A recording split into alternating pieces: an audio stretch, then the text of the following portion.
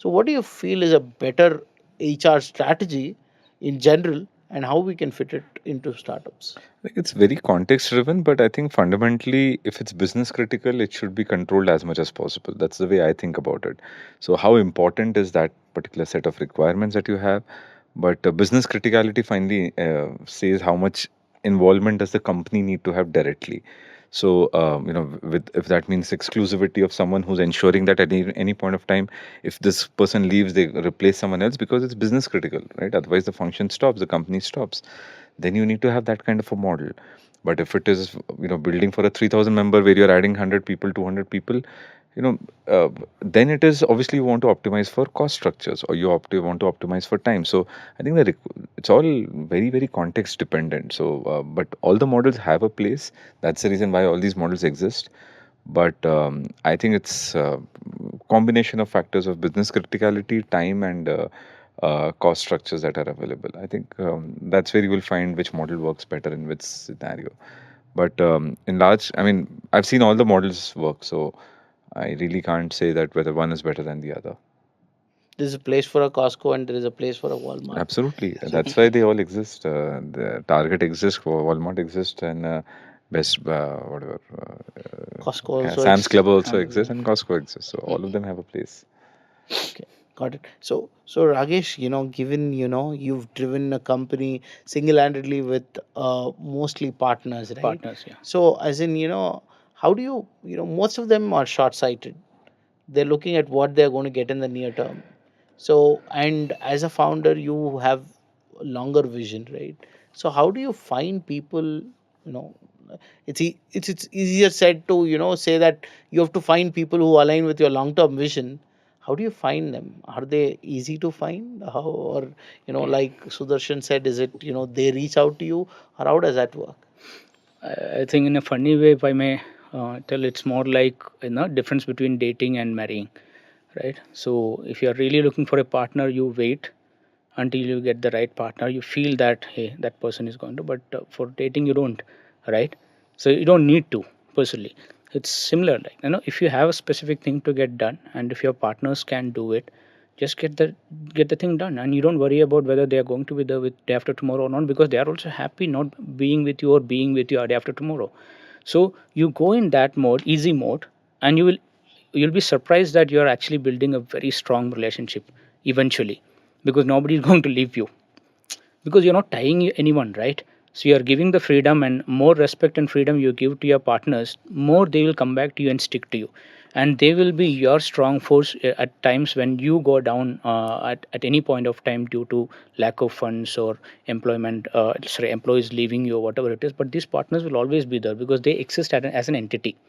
Employees don't exist as an entity. They come, they go. Once they are gone, next day onwards you can't even call them. They might even bar you for whatever reasons they have gone. But partners are not like that. You can always pick up the phone and say, "Hey, what's up? What's happening with you? I have something to get done. Are you interested? Come on, let's start working." There's no weekends. There's no holidays.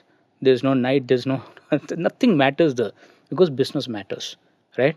So I have fun working with my partners in that manner, and I'm very relaxed because once it is given, when you say partners, not anyone and everyone can be your partner. You evaluate, you test them, test the waters, and finally you get them on board. Once you're onboarded with them, next couple of months you actually establish such a strong relationship that इशारा काफी हो सकता है, काफी है बाद में. And you know that hey, this partner can do this. For example, in my context, I've got multiple recruiters, all are partners. Some people are really good in getting the best of the technical talent. Some people are really good in non-technical talents, and I know who does the best. And tomorrow I have about 50 partners already. Which company has got a 50 in-house recruiters sitting and doing work for them? Only large companies. I'm as good as a large company as on today. And what is my expense? Variable. I don't have fixed expenses. I don't have infrastructure. I don't need. In the current age, you don't need actually, right? We are the first set of people who have decentralized the entire delivery right before COVID, and COVID actually taught rest of the people to do it. But we were already decentralized before that because we believe in technology. We leverage technology.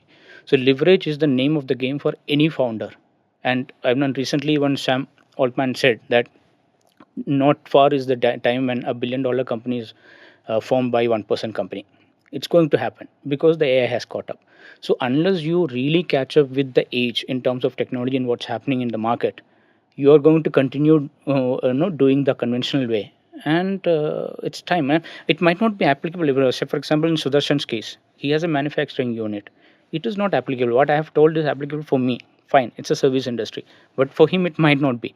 But the point is, at some point all of us can adopt some part of it. For example, now Narendra has adopted it already. He works with contractors, so we are working in a very similar manner.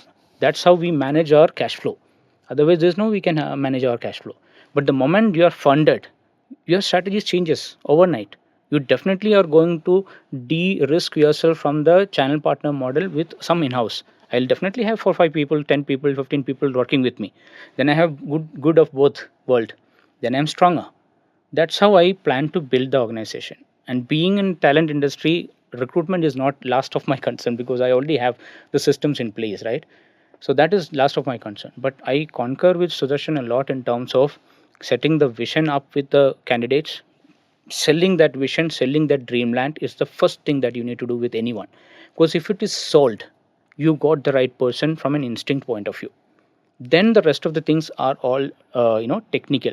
You can always evaluate. But if the first thing is not sold, you get a person, you're more likely to get a wrong person in, who will leave within a week or whatever time, because they don't align with your vision.